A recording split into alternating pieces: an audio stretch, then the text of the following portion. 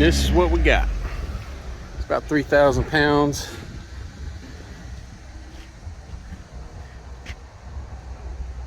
Got about 10% of it, a little bit more toward the front there.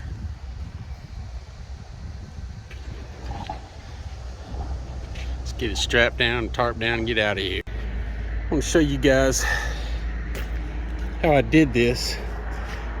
Crisscross these. Keeping round things on a trailer with straps is very difficult to do. I wouldn't say very difficult. It's hard to do. It's tricky.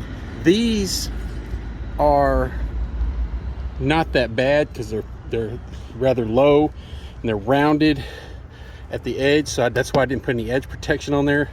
Plus, putting that plastic edge protector under there would make it slide around a little bit easier, but there's nothing to cut this strap, so that's why I just put it on there without the edge protector.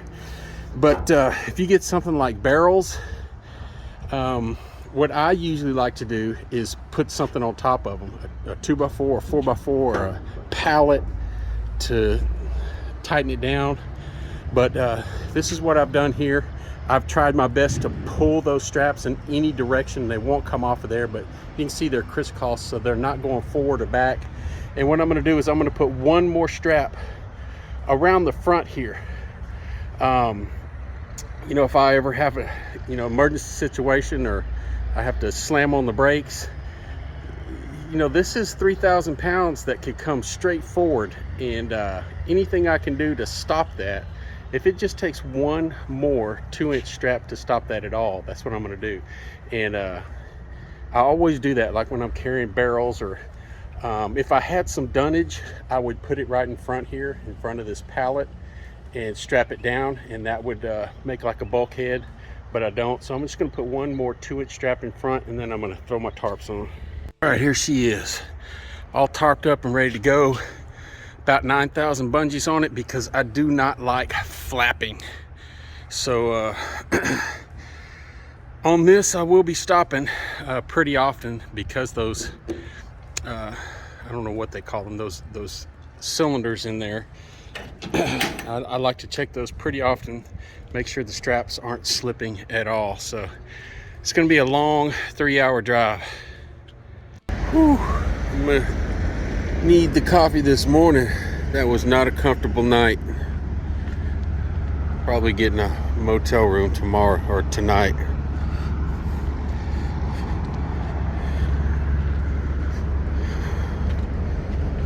All right, oh, I don't like that. Let's fix that. All right, one down. That was 300 loaded miles for $550. Whew. That's some good exercise folding up a tarp. Luckily it's a small one.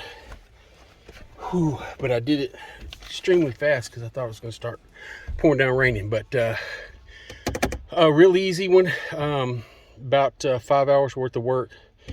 I haven't figured out the profit or anything on that one yet, but I called. There's quite a few dropping on the boards this morning for some pretty good rates. I was surprised.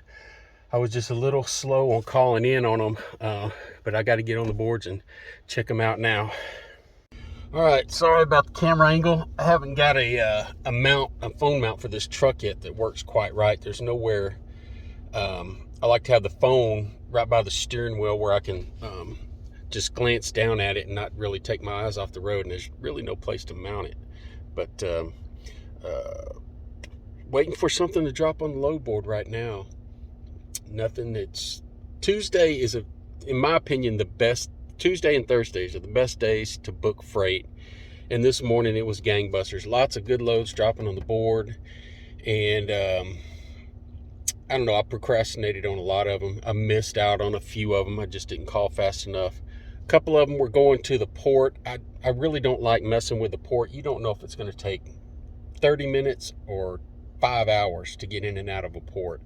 One little thing goes wrong in there and you're waiting forever. So I kind of, unless it pays really well, I just kind of avoid that. But sitting here waiting, and give me time to try to straighten up my truck. I just have everything thrown in here right now, and hopefully we can get us 1,000-mile trip, paying a couple dollars a mile, and take off this morning. But we'll see y'all in the next one.